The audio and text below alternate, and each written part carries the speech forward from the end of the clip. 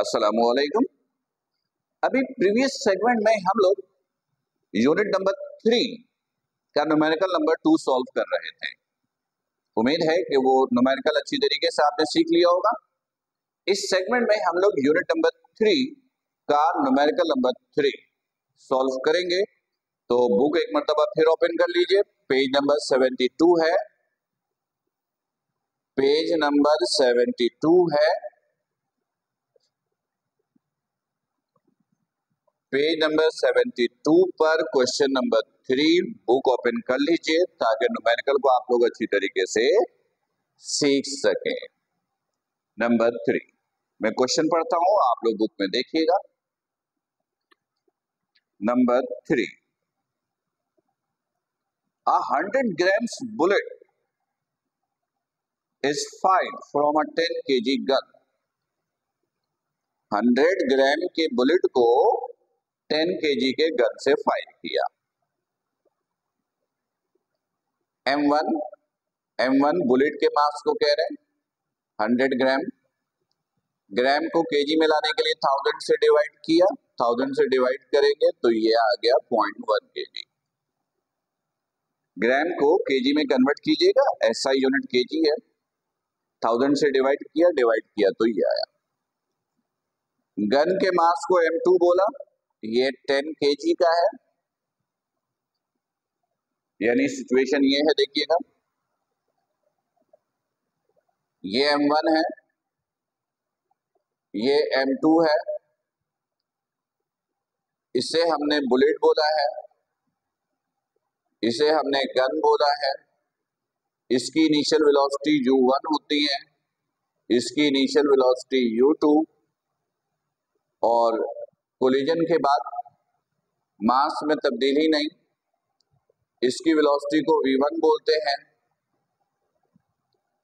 इसकी वेलोसिटी को V1 कहते हैं, और इसकी वेलोसिटी को V2 कहा था। ये डायग्राम मैंने आपको इसलिए बना के दिया ताकि आपको डेटा और न्यूमेरिकल समझने में आसानी हो। ये न्यूमेरिकल ये फिगर आपको बनाने की जरूरत नहीं है, ये तो सिर्फ मैंने समझाने के लिए बनाया है ताकि डेटा बनाने में आसानी हो।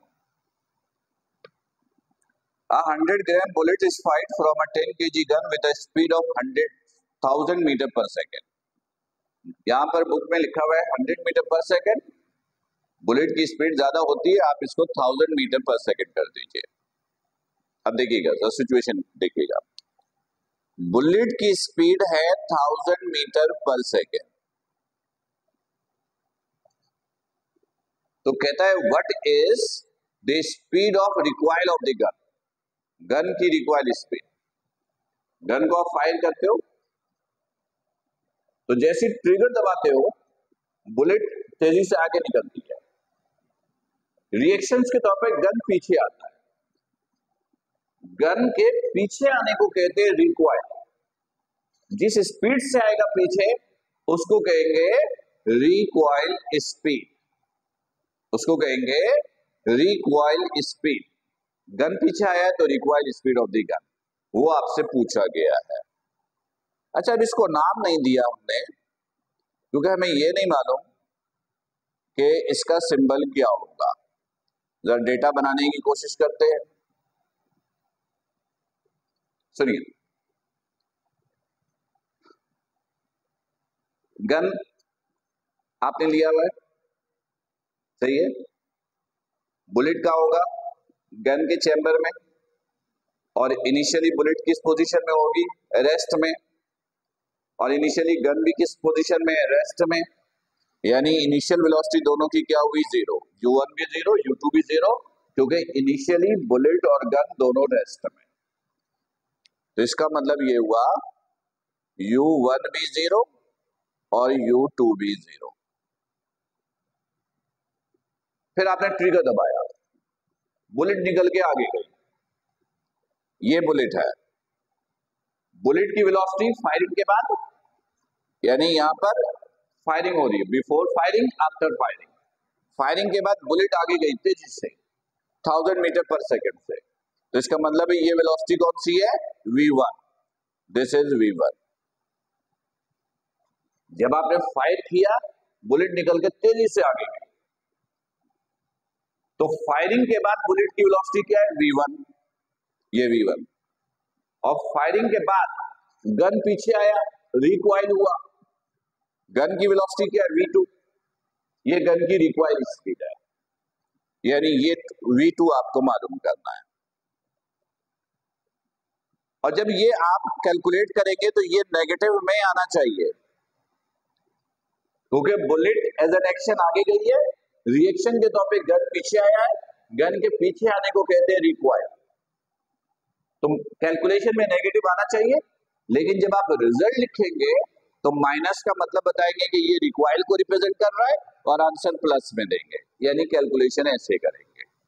इधर देखिएगा, मैं यहीं पे लिख देता हूं, आप फिगर नहीं बनाएंगे, यानी आप ये फिगर जो है, ये फिगर आप नहीं बनाइएगा, ये तो मैंने सिर्फ समझाने के लिए बनाया।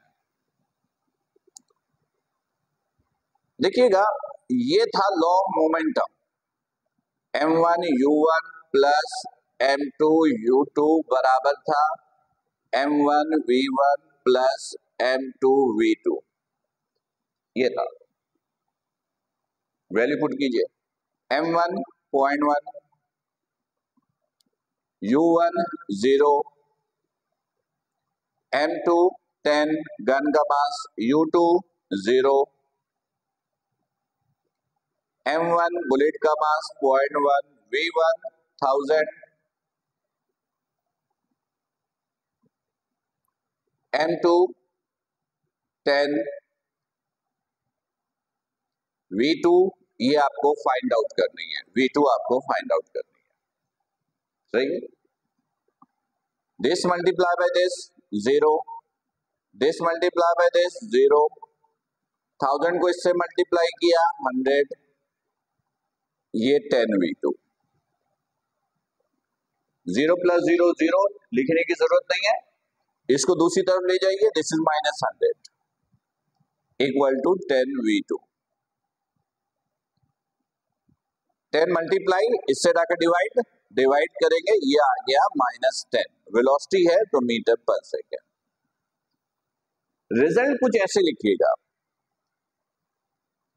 क्योंकि वेलोसिटी भी नेगेटिव में नहीं लिखी जाती है।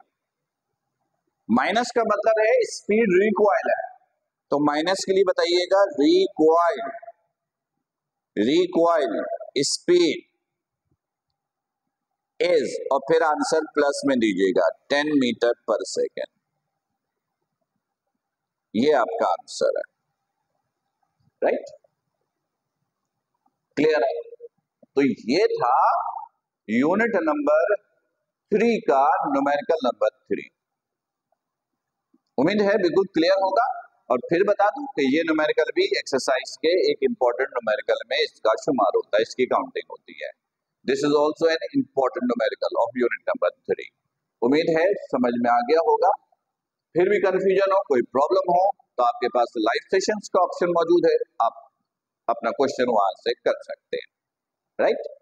अगले सेगमेंट के लिए, अगले न्यूमेरिकल के लिए अगला सेगमेंट देखिए। थैंक यू, अल्लाह हाफिज, अस्सलाम वालेकुम।